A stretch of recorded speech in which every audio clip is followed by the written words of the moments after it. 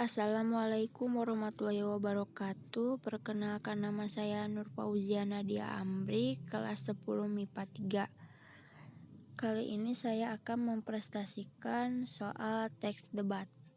Yang pertama, pengertian. Menurut Kamus Besar Bahasa Indonesia, debat diartikan sebagai pembahasan dan pertukaran pendapat mengenai suatu hal dengan saling memberi alasan untuk mempertahankan pendapat masing-masing.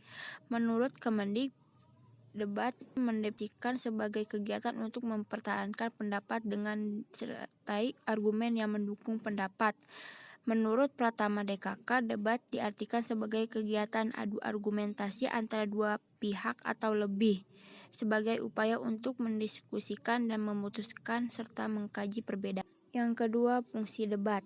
1. Untuk melatih mental dan keberanian. 2. Untuk meningkatkan kemampuan solutif. 3. Untuk memantapkan pemahaman konsep. Yang keempat, untuk melatih sikap kritis. Ketiga, ada tujuan teks debat.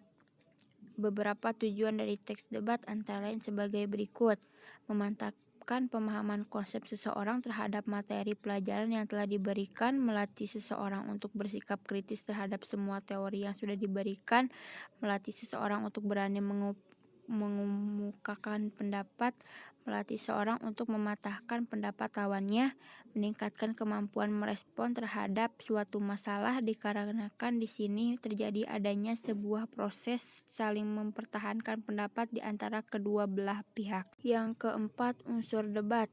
Unsur debat antara lain yaitu mosi, isu permasalahan, hal, tema, atau topik yang menjadi bahan debat. Mosi biasa berupa suatu kalimat utuh minimal berisi subjek, predikat, dan objek.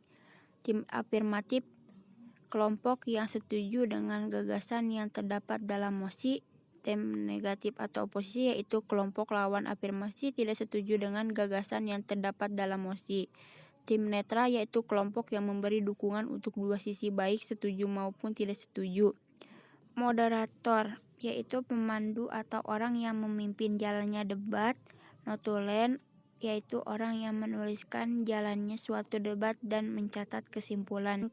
Kelima, ada struktur. Perkenalan pada tahapan ini menyampaikan salam pembuka dalam memperkenalkan tim.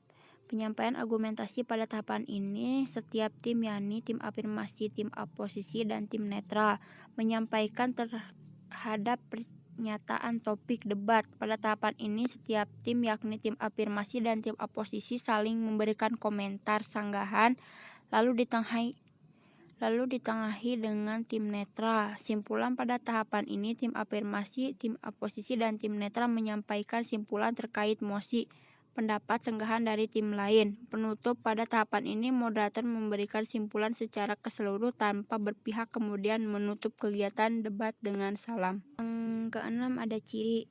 Teks debat memiliki beberapa ciri diantaranya sebagai berikut, yaitu terdapat dua tim yang berdebat yaitu tim afirmasi dan tim oposisi. Terdapat dua sudut pandang yakni pihak pro dan kontra, adanya proses saling mempertahankan pendapat, adanya saling adu argumentasi untuk memperoleh kemenangan, adanya pihak penengah. Yang ketujuh, kaidah. Menggunakan bahasa baku. Dikarenakan debat merupakan kegiatan ilmiah, maka bahasa yang digunakan dalam teks debat yang merujuk pada pedoman umum ejaan bahasa Indonesia menggunakan kata-kata denotatif. Dalam arti kata-kata yang digunakan dalam teks debat, kata-kata yang mengandung arti yang sebenarnya dan bukan arti kiasan faktual.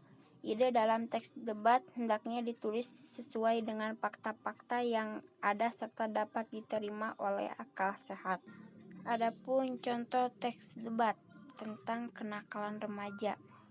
Afirmasi. Menurut saya, kenakalan remaja saat ini disebabkan oleh kurangnya perhatian dari orang tua, sehingga jika kita ingin serius mengulangi kenakalan remaja, maka kita harus berfokus pada meningkatkan jumlah waktu interaksi antara orang tua dengan anak, seperti membatasi pergaulan mereka di luar rumah. Oposisi.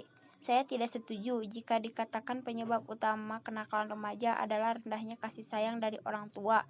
Hal ini memang merupakan salah satu penyebabnya, tapi kita tidak bisa mengabaikan faktor lain seperti pergaulan yang kurang tepat. Netral.